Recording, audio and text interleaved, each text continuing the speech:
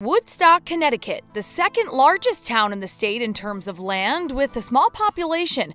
The area is known for its rich history, nature, and then there's this. So we are here at the Chrismark Castle. John, we know it's big, but how big is it really? Well, 18,000 plus square feet. Wow.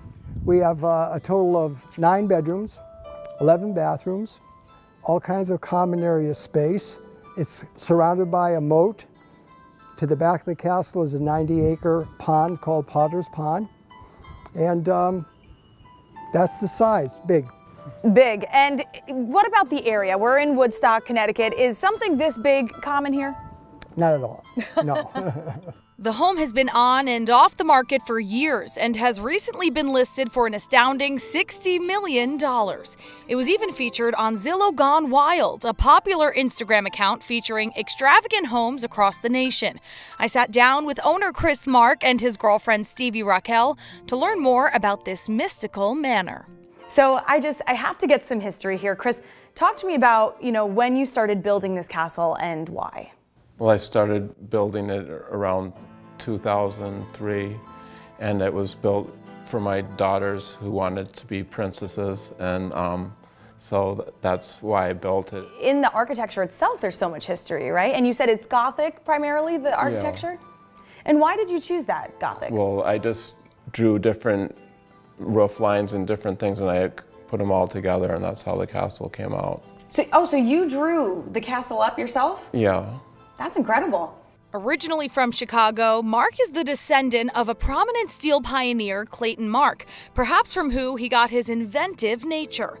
And while that's a unique story in itself, let's go explore the rest of the castle. So we are here in what's called the Red Room. What is this space? This would be a meeting room. This is where royalty would work with his advisors to determine what we're going to do today in the castle, what needs to be fitting. And so that was the purpose. And obviously you can tell who sat in what chairs. Right. I mean, how tall do you think these chairs are, John? My guess is 9 or 10 feet. Well, what I find amazing, and it seems like to be a theme throughout this house, is the clouds on the ceilings. Yes, absolutely. Was this was a creative decision by Chris? Yes. Let's talk about the parts here that look like they're from another world. What are these pieces from? Well, he traveled the world, and he went to architectural salvage yards, warehouses, and a lot of this is from old churches, old mansions, and as they've told you, and I don't know all the stories, but every one of these doors has a story, where it came from, what it was used for. I like the Gothic furniture the most. Like this, like what we're sitting in right now? Yes. The mantelpieces are all from different castles, different aristocratic houses. Each door actually has a story, being an entrance to a burial ground or a ship at sea. This is the balcony of the Red Room, and I think there's an interesting story behind all of the stone. Could you tell us about that? Yeah, so a lot of the stone was quarried right here on the property.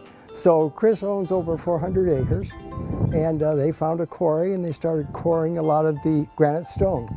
And John, I have to ask you, just with how unique this place is, who do you think the buyer should be? What type of person would fit in here? Well, it's going to take a very unique person. It's going to take somebody that is eccentric in what they want, what they're looking for.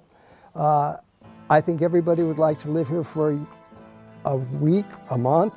But it takes a special personality to enjoy something of this stature and, the antiquity that goes along with it. And speaking of antiquity. All right, naturally, like what you would expect in a castle, we've got some armor. Let's put this on, John. Should we shake hands? We should. Feel like we're getting ready for a duel or something. Yeah. Let's joust. I actually just bought the house with that handshake. This armor lives right here in the master bedroom. And take a look at the master bath. This waterfall shower has been featured on the castle's TikTok account, which has over 350,000 followers. And people are pretty amazed. I noticed your daughter, I think Christine, is very active on social media with the castle. She has an Instagram, she has a TikTok. What do you think about her showing the castle off to the world? Well, I think it's great. I think, other people should be able to enjoy, what we do here.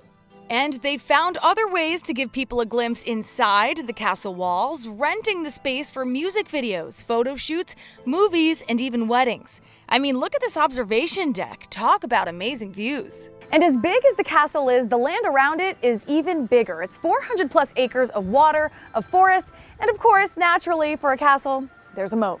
Well, I wanted to make it an island, so that's why we made the moat. You're like in your own little world here, right? Yeah. And 400 acres, I mean, what do you do with 400 acres? That's what I want to know. What can you do with 400 acres? Well, we have trails and roads, like 12 miles of trails and roads around the property that you can, walk on. You can go ATVing or horseback riding. In an ideal world, are you ready to sell right now, or are you still enjoying your time here? I'm still enjoying my time. And until he finds someone just eccentric enough to want to call this castle home, he's just happy to share his creation with the world. I mean, is that part of why you built something like this? You said it's like an art project. Do you get joy out of seeing people amazed by what you've created? Of course. How does it make you feel? It makes me feel like I, contributed something that's like kind of amazing.